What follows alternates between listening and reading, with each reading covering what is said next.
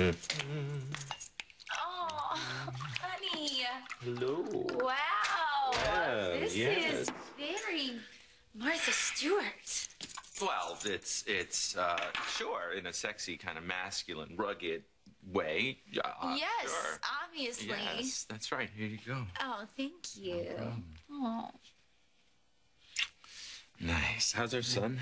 He's great. He's having a blast in 3A, teaching little Darcy how to walk. Nice, nice. Oh, right. Okay, I gotta... Honey, I think you're missing the point. What? Our son is 4 floors down. Yeah. And going to be occupied for at least another half hour. Right, but the pasta is going to be ready in about six or 7 minutes, I think. Do you really care about pasta right now? No, not really. I'm trying to cut weight out of my diet. Please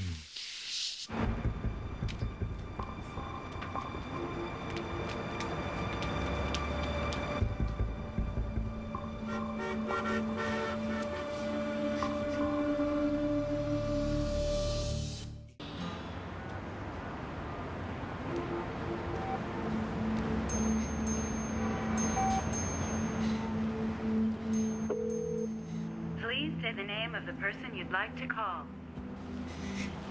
Jake Martin.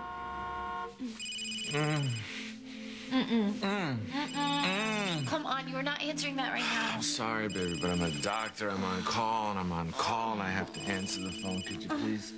Thanks. Hello? Jake? It's Angie. Hey, what's up? I was in Crystal's restaurant and David came in. And now I'm all turned around and I don't know where I am and I can't see anything. I'm on my way. And one of my patients is having a relapse. Uppity up.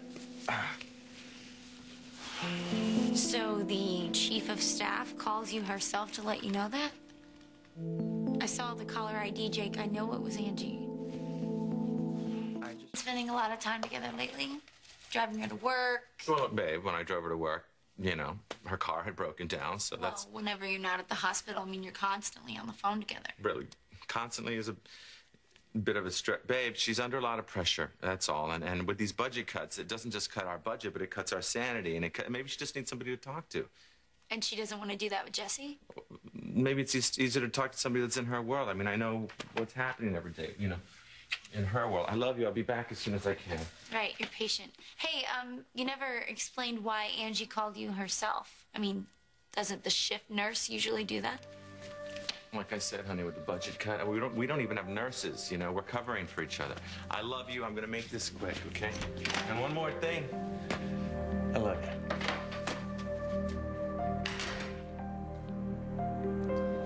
Love you too. Jake? Yes. Jake! Okay. Come here. Sit down. What's happening? It's happening? This one has lasted for a while. Okay, all right. All right, I'll tell you, well, what we're gonna do is you just take a deep breath. We're gonna stand up, and you take my arm, and I'll take you home, okay? Okay? Can we wait maybe for a few minutes because it may get better? Yeah. I don't want to be led to your car like an invalid. No, it's okay. Listen, we'll wait as long as we have to, okay? We'll stay right here. We'll stay right here. Jake, please tell me that you see my Bible on the ground somewhere. I know I dropped it. I don't know. Yeah, that's right. Thank you. It's okay. You want to be carrying that thing around? Is that what you do now? Jesse found it. I had put it away. We were having company for dinner, and I was in such a rush to straighten up that I just stuck this in the closet. And that was months ago. I don't even think I missed it. But I could tell you where every folder and every form is in my office. When did my priorities get so out of whack? those folders, and they're very important. Those forms, they all represent a life, so don't be picking on those. They're important. Yeah, but for Jesse to come across it, especially now, I mean, why didn't God just drop it on my head? This is very scary. I'm sure it's very, very scary. You know, I was never afraid of the dark when I was a child.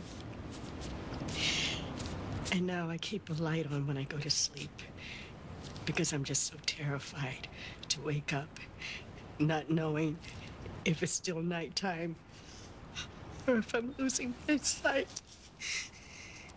You know, Jesse thinks I'm losing my mind. What am I going to do? You could tell him. That's not what I mean.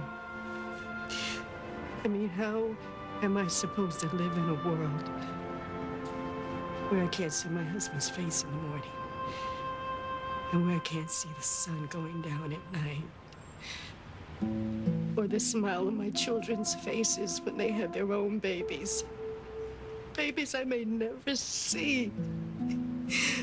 There's so much that I haven't seen. I don't want to miss all of that.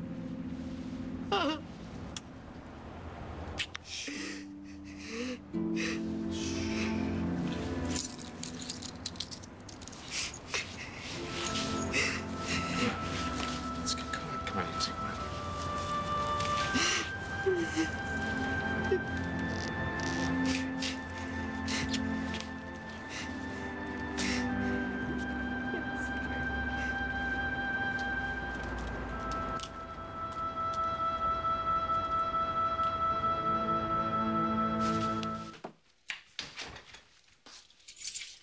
I'm sorry you had to come to my rescue.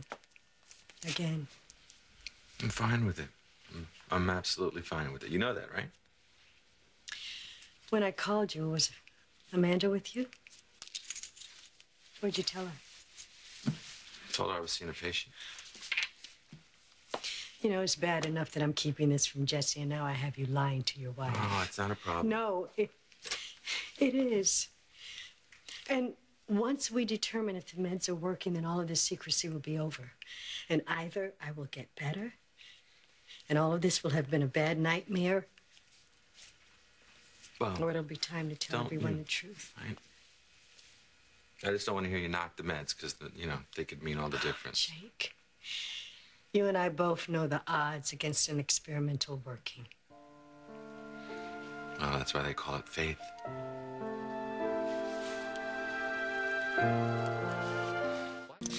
Hey. How's my favorite person? Great. World? How was the hospital? You know, it's the usual. I didn't know how long you were going to be gone, so I went and picked up Trevor, and we went to get ice cream from Crystal's. You got ice cream at Crystal's? Why'd you lie to me? You weren't with some patient at the hospital. You were with Angie. Sorry. Jake, what is going on? Angie's just been overwhelmed a little bit lately. With David's stuff? I mean, is that so new? She thought she was pregnant. But you know, it turns out that she's not pregnant. But I think it just sent her, you know, for a loop, and I think she just needed a friend to talk to. Well, why didn't you just tell me that? Well, she asked me not to tell anybody. I don't think she wants Jesse to know. So, but yeah. Well, she's lucky to have you. But I hope you know that you can tell me anything. I would never betray your trust like that. I'm sorry. I don't know what I was thinking. Please forgive me. Like I could stay mad at you. So then, maybe you'd be willing to share your ice cream with me? Is that a no?